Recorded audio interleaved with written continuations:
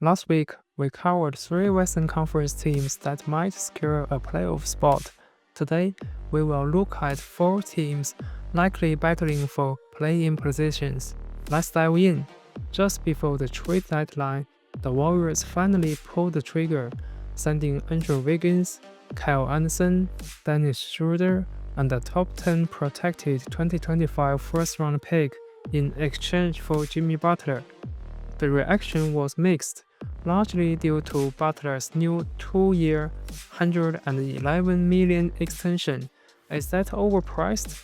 Probably, but it matches Draymond Green and Stephen Curry's contract timeline, signaling the front office's commitment to giving Curry a reliable co-star before he retires. And the Warriors kept most of their future picks intact. The 2025 protected first likely won't carry huge value. Anderson and Schroeder joined this season but never earned Coach Kerr's trust on major minutes, so they are not huge losses. Essentially, it's Andrew Wiggins upgraded to Jimmy Butler, a clear win for a roster that, after 50 games, wasn't competitive enough. The organization also couldn't tolerate missing the playoffs for a second straight year. This move showed they are all in on contending right now. In their last three games, Butler has addressed the Warriors' biggest weaknesses, drawing fouls.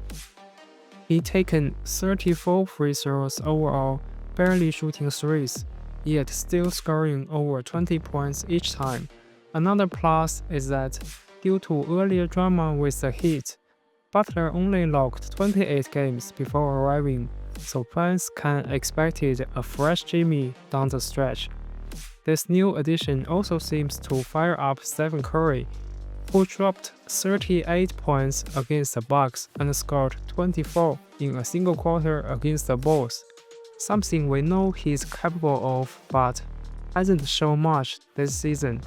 I still stand by my point from the previous video.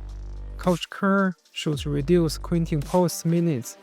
He adds some offense but provides no rim protection. With Curry, Green, and Butler, Kerr should ease their defensive load, especially since Green isn't fully healthy. Looney might hurt spacing, but Butler is one of the best stars at managing that kind of setup. Looking ahead, the Warriors face the Kings twice, the Spurs twice, and single matchups against the Mavs and the Suns. These are critical if they want a strong playoff position. Their remaining schedule strength is ranked 22nd, easier than most rivals competing for the same spot. What do you think of the Jimmy Butler trade, and where will the Warriors finish this regular season? Next, let's look at the Kings, who sent De'Aaron Fox away for Zach LaVine and basically got Jonas Valanciunas for free. Fox and LaVine have very different styles. Fox is a natural playmaker who uses speed and dribble penetration to create for himself and others, while LaVine focused on getting his own shots. Pairing LaVine with Malik Monk might raise questions about ball distribution. Sabonis is a great facilitator at center, but unlike a point guard, he cannot really break down defenses with drives. He can set up handoffs or spot open teammates. Another concern is the Kings' bench depth. Even recently, stars like Sabonis, LaVine, and Keegan Murray each logged 25+ minutes, sometimes around 40. Fans might recall how they missed the playoff last season, partly because Malik Monk got injured after such a heavy load.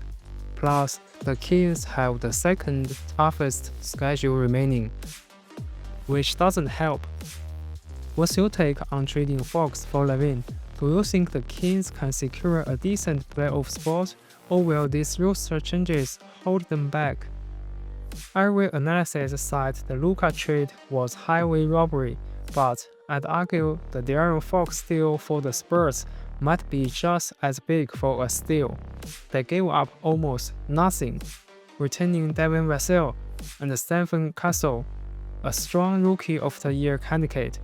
Fox's timeline fit perfectly with Victor Wembanyama, and with Chris Paul mentoring the young guards, the Spurs could follow the path set by recent rebuilds like the Thunder or Rockets.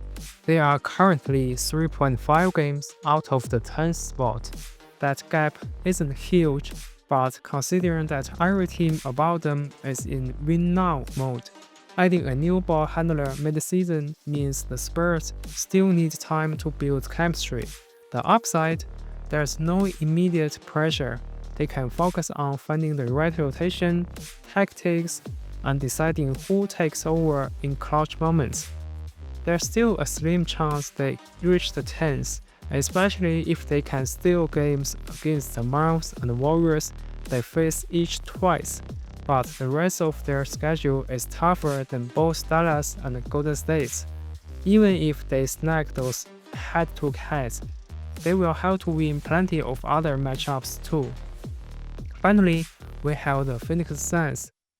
Honestly, I don't see much hope for them to improve beyond their current level.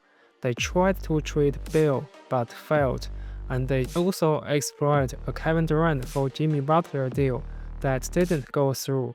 In other words, it's basically the same roster, plus their two star players now know management wanted to move them. Add in the toughest remaining schedule in the league, and it's hard to see them turning things around. Nick Richards is a decent piece, but expecting him to single-handedly reveal the season is not possible. With Devin Booker, KD, and Bradley Beal all staying put, these next 28 games might be the last time we see them playing together. What do you think? Which of these teams will climb up, or even lock in a playoff spot without a play-in? And who might fade away?